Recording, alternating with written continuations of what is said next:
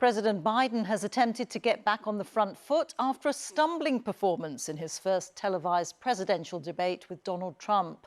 Directly addressing concerns about his age, Mr. Biden told a campaign rally he'd been knocked down but would get back up.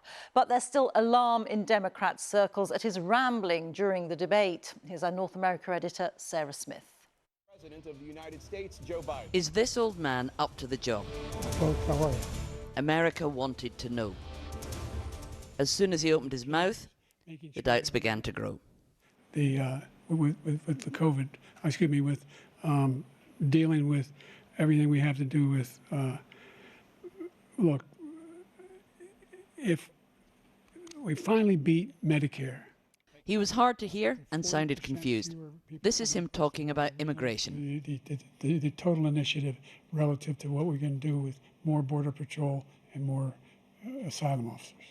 President Trump? I really don't know what he said at the end of that sentence. I don't think he knows what he said either. Look. One of Joe Biden's strongest issues should be abortion, but he couldn't even score on that, rambling on instead about a different topic.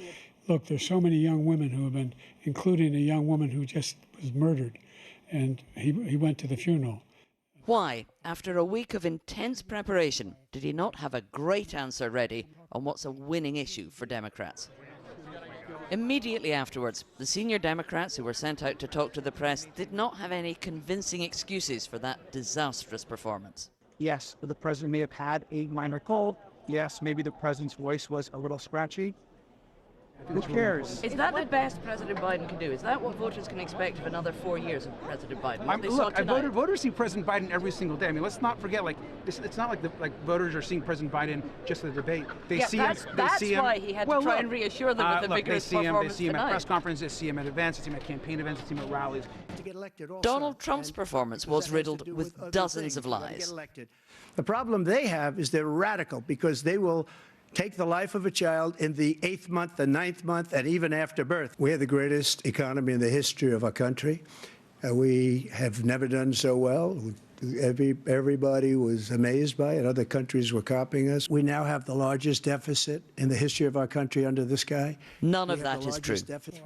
And Joe Biden did land some punches, one on Donald Trump's behavior towards women. How many billions of dollars do you owe in civil penalties for molesting a woman in public, for doing a whole range of things, of having sex with a porn star on the night while your wife was pregnant?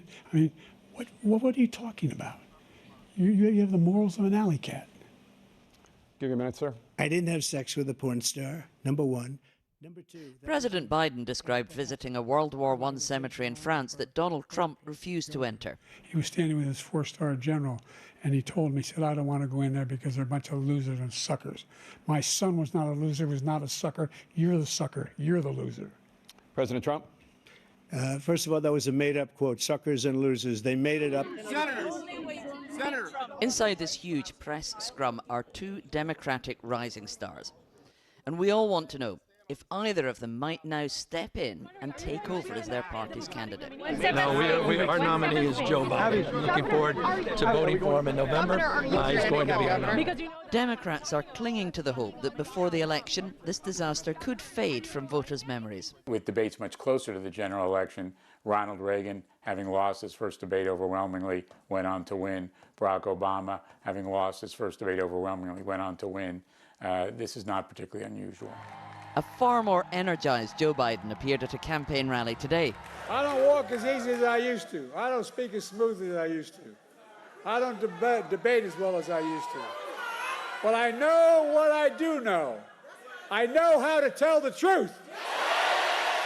He is clearly determined to continue, doing what he can to try to move on from this debate debacle. And we can speak to Sarah in Atlanta for us now. Sarah, can Joe Biden be replaced as the Democrats' candidate if they wanted to do so? Well, don't forget, he's not actually the Democratic Party's official presidential nominee yet. That won't happen until the Democratic Convention in Chicago in about 6 weeks' time. But it wouldn't be easy. Democrats are circulating among themselves, some of them anyway, the party rule book on how to try and contest his nomination. But in reality, it would be extremely difficult unless he decides to step aside. And so when you saw that performance at that rally in Raleigh in North Carolina, what he'll be hoping is that rather more energized and vigorous version of himself might at least calm some of the fears within the Democratic Party. I don't think that's going to change a lot of voters' minds.